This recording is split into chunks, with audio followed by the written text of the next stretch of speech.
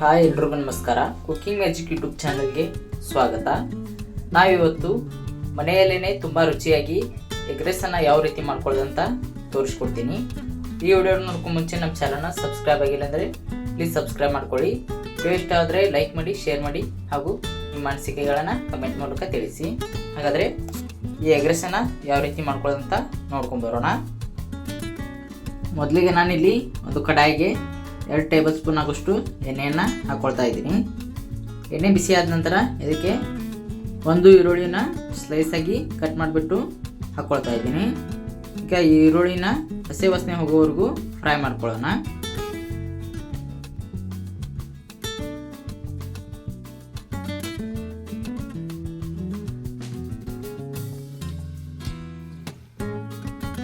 ಈರುಳ್ಳಿ ಫ್ರೈ ಆದ ನಂತರ ಇದಕ್ಕೆ 1 ಸ್ಪೂನ್ ಆಗೋಷ್ಟು ಶುಂಠಿ ಬೆಳ್ಳುಳ್ಳಿ ಪೇಸ್ಟ್, ಹಾಗೆಯೇ 1 ಸ್ಪೂನ್ ಆಗೋಷ್ಟು ಹಸಿರು ಮೆಣಸಿನಕಾಯಿ ಪೇಸ್ಟನ್ನು ಹಾಕ್ಕೊಳ್ತಾ ಇದ್ದೀನಿ.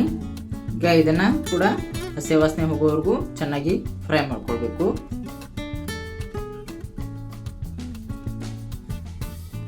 ಫ್ರೈ ಆದ ನಂತರ ಇದಕ್ಕೆ ಒಂದು ಚಿಕ್ಕ ಸೈಜಿನ ಟೊಮೆಟೊನ ಕಟ್ ಮಾಡಿಬಿಟ್ಟು ಸೇರಿಸ್ಕೊಳ್ತಾ ಇದ್ದೀನಿ.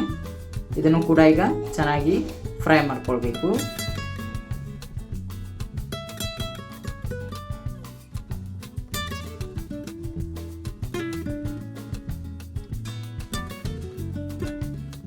ಈಗ ಟೊಮೆಟೊ ಕೂಡ ಫ್ರೈ ಆಗಿದೆ.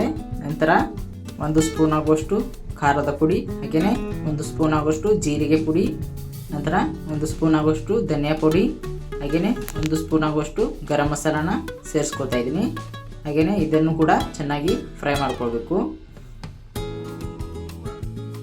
ಫ್ರೈ ಆದ ನಂತರ ಈಗ 1 ಚಮಚದಾಗುವಷ್ಟು ಡಾರ್ಕ್ ಸೋಯಾ ಸಾಸನ್ನು ಸೇರಿಸ್ತಾ ಇದ್ದೀನಿ. ನಂತರ ಒಂದು ಅರ್ಧ ಚಮಚದಷ್ಟು ಗ್ರೀನ್ ಚಿಲ್ಲಿ ಸಾಸನ್ನು ಸೇರಿಸ್ತಾ ಇದ್ದೀನಿ. ಇದನ್ನು ಕೂಡ ಈಗ ಚೆನ್ನಾಗಿ ಫ್ರೈ ಮಾಡ್ಕೊಳ್ಬೇಕು.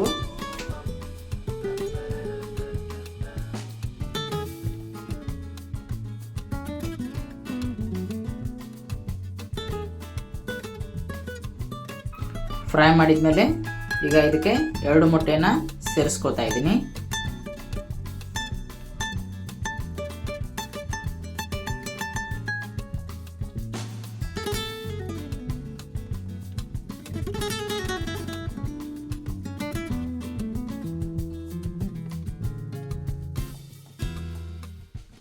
ಈಗ ಮೊಟ್ಟೆನ ನಿಧಾನವಾಗಿ ಮಿಕ್ಸ್ ಮಾಡ್ಕೊಳ್ಳೋಣ.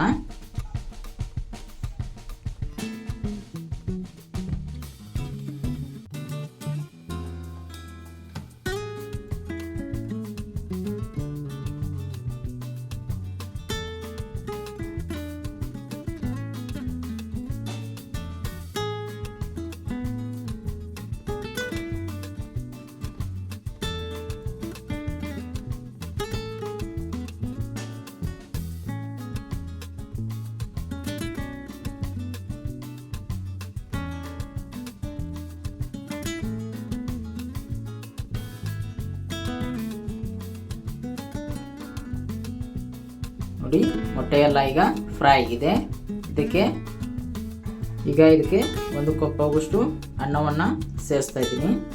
ಇದನ್ನು ಕೂಡ ಈಗ ಚೆನ್ನಾಗಿ ಮಿಕ್ಸ್ ಮಾಡ್ಕೊಳ್ಬೇಕು.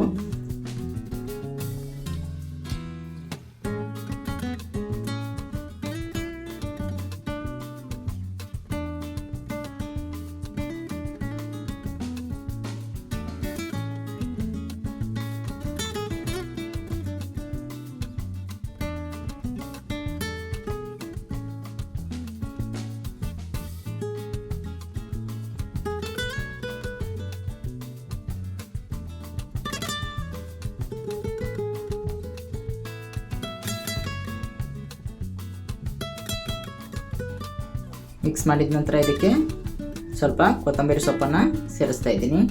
ಇದನ್ನು ಕೂಡ ಈಗ ಮಿಕ್ಸ್ ಮಾಡ್ಕೊಳ್ತಾ ಇದ್ದೀನಿ.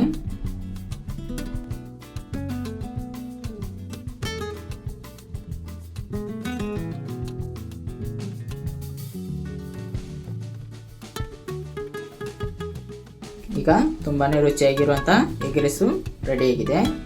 ಈಗ ಇದನ್ನು ಒಂದು ಪ್ಲೇಟ್ಗೆ ಸರ್ವ್ ಮಾಡ್ತಾ ಇದ್ದೀನಿ.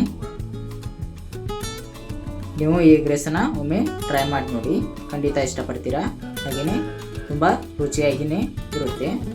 ಈ ವಿಡಿಯೋ ಇಷ್ಟವಾದರೆ ಲೈಕ್ ಮಾಡಿ, ಶೇರ್ ಮಾಡಿ ಹಾಗೂ ನಮ್ಮ ಚಾನಲ್ನ ಹೊಸೊಬ್ಬರು ನೋಡ್ತಾ ಇದ್ದರೆ ಪ್ಲೀಸ್ ಸಬ್ಸ್ಕ್ರೈಬ್ ಮಾಡ್ಕೊಳ್ಳಿ. ಹಾಗೆಯೇ ಮತ್ತೆ ಮುಂದಿನ ವಿಡಿಯೋದಲ್ಲಿ ಸಿಗ್ತೀನಿ. ಧನ್ಯವಾದಗಳು.